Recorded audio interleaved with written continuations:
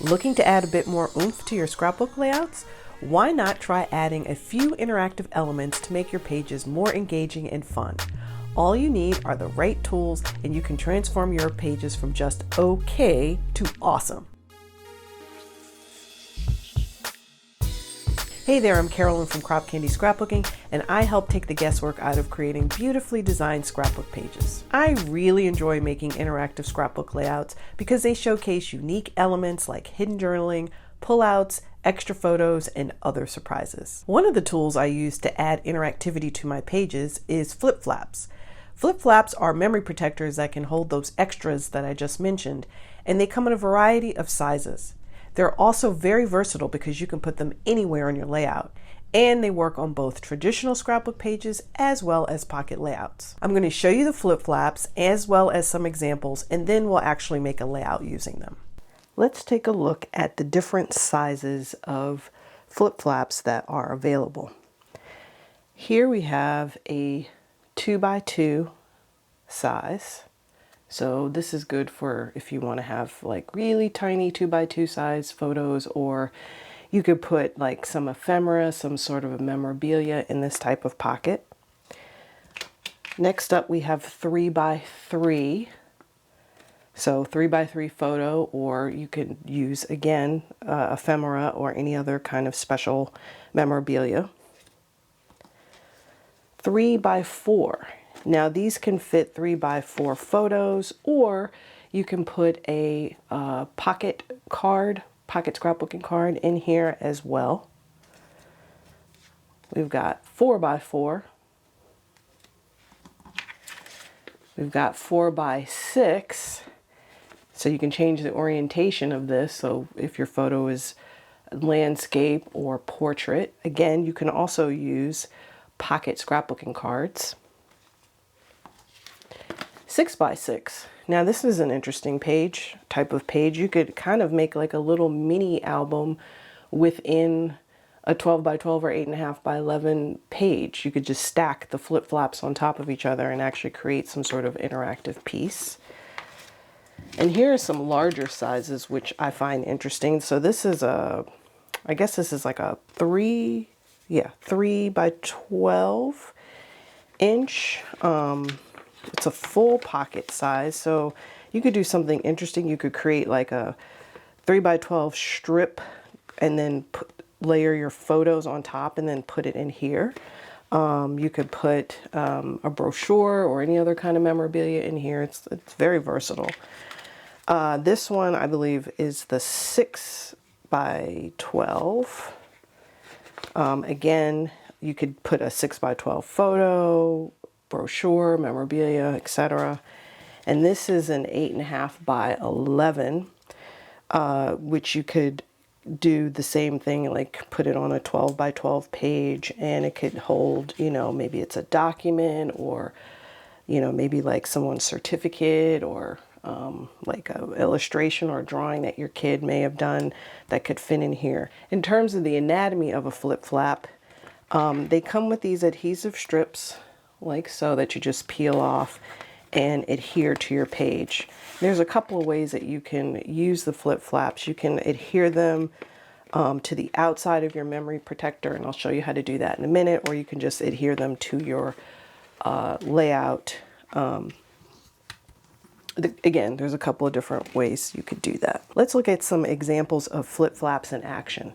Here's a mini album that I created, and I used a variety of flip flaps. So these are the 6x6 flip flaps here that I stacked together to create the mini album. So these act as like memory protectors for my particular pages. And all I did was I peeled off the adhesive, stacked them together, and then glued them to the book cover that I created myself.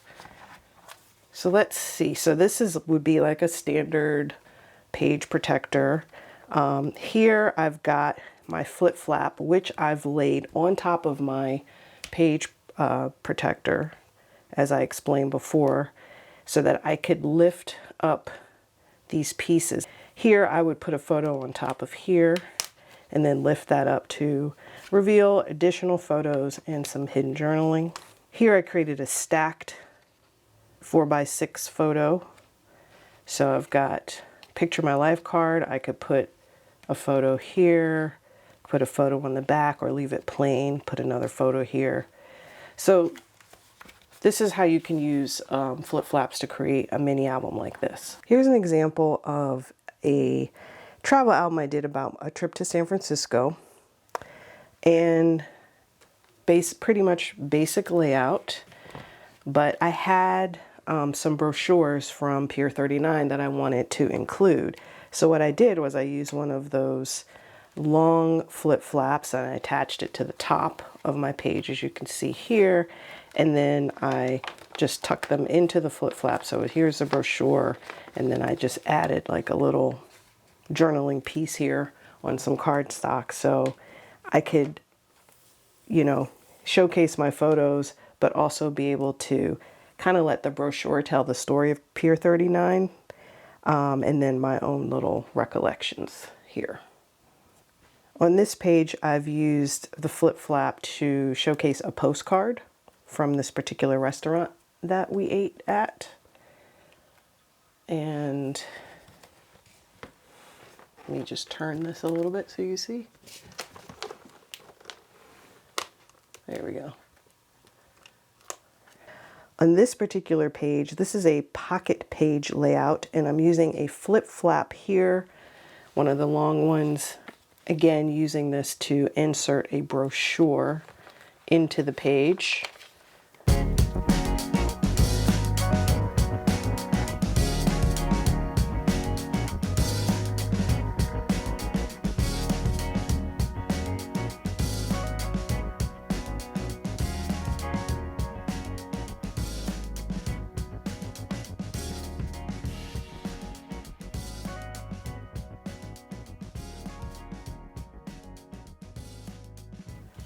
As you can see, I've pretty much used placeholders for all of these photos.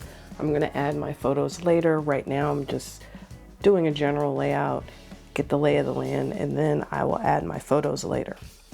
This is the part of the layout where I want to put a flip flap. And as I said, I will be putting this flip flap on the outside of the page protector so that I can have the interactivity. But in the meantime, let's just go ahead and load the flip flap with the content that we want. I generally like to do that by keeping the flip flap adhesive on the top and then the pocket on the bottom. And there's a reason for that, and I'll show you in a second. But first I'm going to go ahead and load where I want my photos to go. And then I'm going to put a photo here on the back, inside pocket, like so, so that when I lift the flip flap, I'll have an additional photo underneath. Then I'm going to put my journaling here onto this layout, and so when I have this on top of my page protector, when I lift up, I'll be able to read the journaling and actually see the additional photo. So we'll do that later, but first we're going to just continue to finish decorating the page.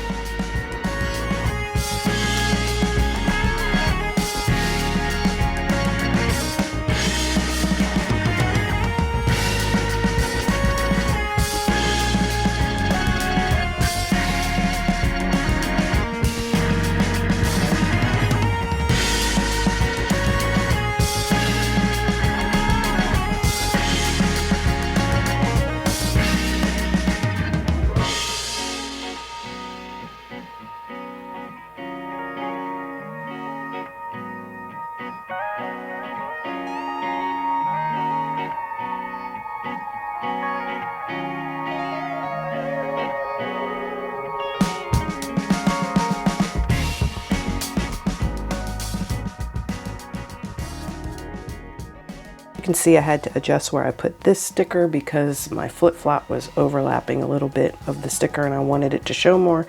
So I just gently peeled it off and repositioned it like so. But as you can see, I've got my interactivity on top of my page protector, so when somebody goes through my album, they don't have to pull out the page in order to see the interactivity. They can just keep going with the flip-flap on top of the page protector, and all of my photos and my layout are preserved and kept safe. Let's make page 2.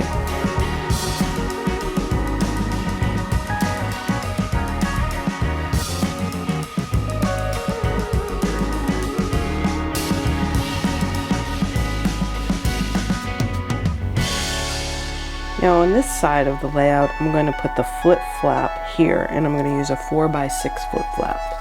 So I've already included a Picture My Life pocket card that coordinates with this particular Candid Moments collection. And on the flip side, I've included another photo. So it should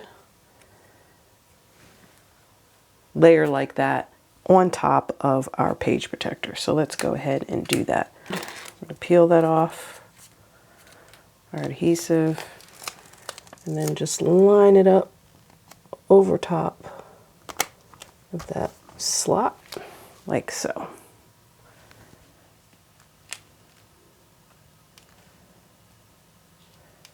So this is what our completed layout spread looks like. We've got our interactivity over here on this side, as well as over here. And that's how you take a basic layout and add interactivity to it.